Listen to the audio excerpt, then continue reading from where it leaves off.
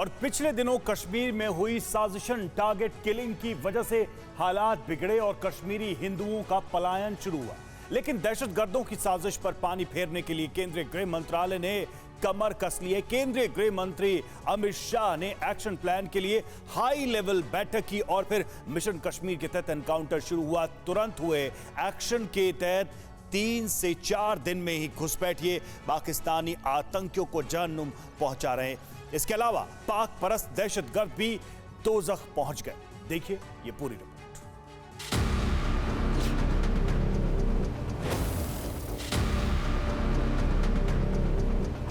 Active mission Kashmir, action में हिंद के वीर।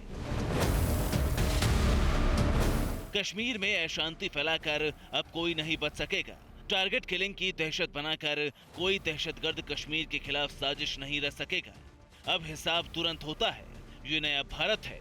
Action plan active होने की टाइमिंग, टेकिंग प्रोसेस और स्टाइल पूरी तरह से बदल चुकी है। कश्मीर में आतंकी वारदातों के तहत टारगेट बनाकर हमले को 30 दिन का वक्त भी नहीं बीता।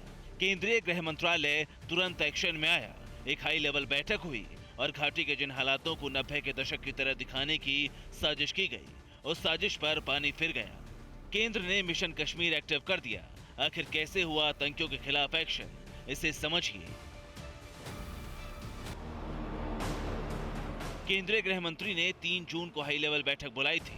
बैठक में जम्मू कश्मीर के लेफ्टिनेंट गवर्नर मनोज सिन्हा शामिल हुए। इसके अलावा एनएसए अजीत डोभाल, रॉ के डायरेक्टर सामंत गोयल, आर्मी चीफ मनोज पांडे, केंद्रीय गृह सचिव अजय भल्ला, सीआरपीएफ के director general Kuldeep Singh, SSB के महानिदेशक सुजय लाल थाउसे और जम्मू कश्मीर के डीजीपी दिलबाग सिंह भी बैठक में मौजूद रहे।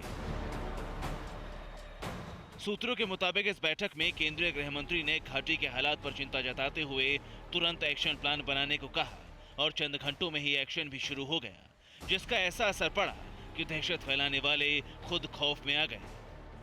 4 जून को अनंतनाग में एनकाउंटर हुआ, जिसमें हिजबुल मुजाहिदीन का कमांडर निसार खान मारा गया। इसके बाद सुरक्षा बलों ने 6 जून को सोपोर के जालूर में ऑपरेशन शुरू किया और पानीपोरा के जंगल में पाकिस्तान से दाखिल हुआ लश्कर ए तैयबा का आतंकी मारा गया। इसके बाद अगले ही दिन 7 जून को कुपवाड़ा के चकतारस कंडी इलाके में एनकाउंटर हुआ। यहां लश्कर के 2 आतंकियों को सुरक्षा बलों ने ढेर कर दिया। इनमें हिटलिस्ट में शामिल आतंकी तुफैल भी शामिल था। इसी दिन शोपिया पुलिस ने भी आतंकी हमले में शामिल सभी 4 आतंकवादियों को गिरफ्तार कर लिया।